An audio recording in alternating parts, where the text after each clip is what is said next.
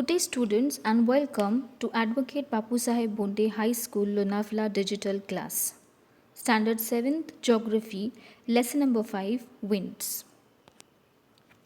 In the last video, we studied about what is wind, generation of winds, velocity of winds, rotation of the earth and the direction of winds, types of winds, in which we did planetary winds, easterlies, westerlies, and the polar winds. Today in this video we are going to study about the local winds and the seasonal winds. Now, local winds. What are local winds? The winds that blow for a short duration of time originate in specific region and blows over a limited area are called local winds. Now, these winds are known by different local names in different region where they blow. For example, valley breeze, mountain breeze, sea breeze, land breeze, etc. Besides this, winds that blow under particular condition in different areas are also called local winds. For example, Lu, Simoom, Chinook, that is snow eater, Mistral, Bora, Pampero, or Fawn, etc. Let us first see the characteristics of valley breeze and the mountain breeze. Now observe the picture as I explain. If you live near or in mountainous areas, you mostly have experienced mountain and valley breeze. During calm and clear weather, these winds events in mountainous region. They become quite noticeable starting in the morning and evenings. Now, these increases in wind speed are driven by unequal heating and cooling of the valleys and mountains in the area. This daily thermal circulation, a cycle circulation, works like this. Now, during the day, sunlight warms and land and air in the valley and along the slopes of the mountains. The warmer and less dense air near the ground rises during the day, pulling more air through the valley floor.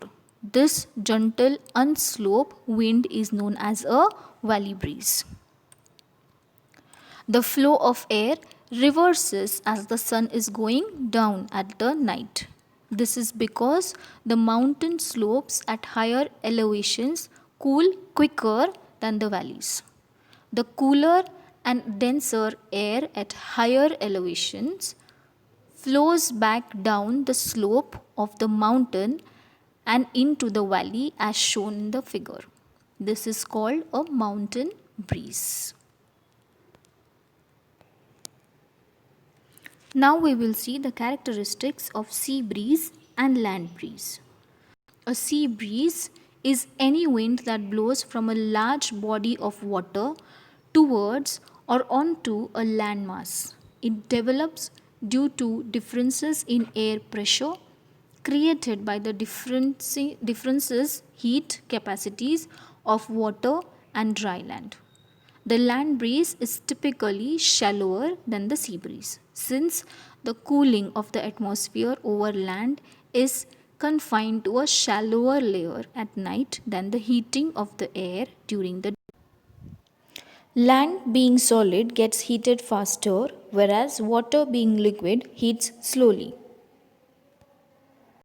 Since the surface flow of the land breeze terminates over water, a region of low level air conversion is produced. To make it more understandable, we can say that the land is made up of dense matter. Land is stable and opaque. As a result, heat is transferred at a greater speed and in a higher proportion. Hence, land gets heated quickly.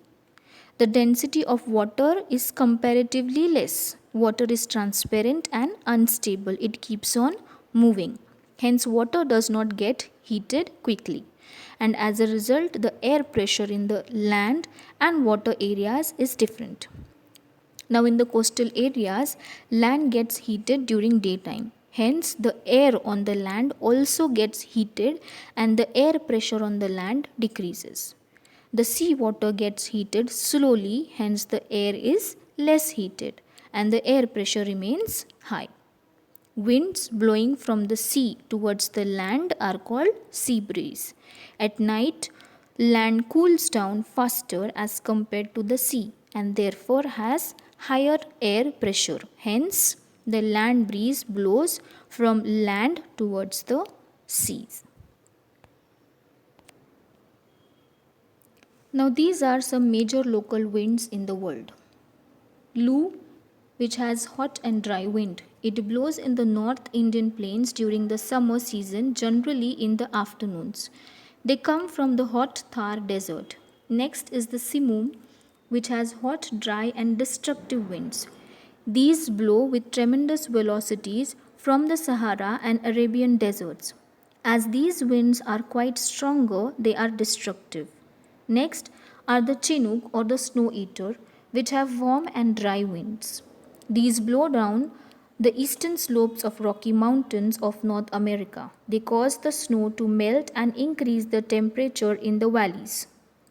Next are the Mistral, cool and dry winds. These blow in Spain, France, and areas around the Mediterranean Sea. They originate from the Alps. These cold winds reduce the temperature in the coastal areas. Next are the Bora, cold and dry winds. These blow from the Alps mountain towards the coastal areas of Italy. After that are the Pampero, cold and dry winds. These blow around the Pampas grassland in South America. And the last are the Foehn winds, which are hot and dry. These blow along the northern slopes of the Alps. Next are the seasonal winds or the monsoon winds. Now, monsoon winds are generated due to the uneven heating of land and water in the different seasons. During summers, monsoons blow from the sea to the land, and in winter, they blow from the land to the sea. Southeast Asia, East Africa, North Australia are some regions where the pronounced effects of these winds are felt. The influence of monsoon wind is seen in the summer and the winter season in Indian subcontinent as shown in the figure. Due to these winds, the Indian subcontinent experiences monsoon and retreating monsoon seasons apart from summer and winter.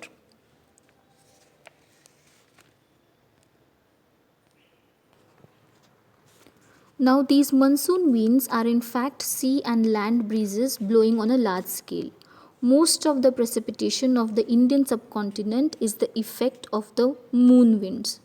After crossing the equator, as shown in the figure, they blow from the southwest towards the Indian subcontinent during the period from June to September. You can observe in this figure. These winds are called the southwest monsoon winds or seasonal winds. They are full of moisture. And from September to December, because of the low pressure area developing near the equator, winds blow from the Indian subcontinent towards equator. These winds are called the northeast monsoon winds or the northeast retreating monsoon winds. They are dry winds. So that's all for today. I hope you have understood today's points. We will meet back again with a new video with the remaining points of the same lesson. Till then, you will revise and read the lesson. Thank you and have a wonderful day.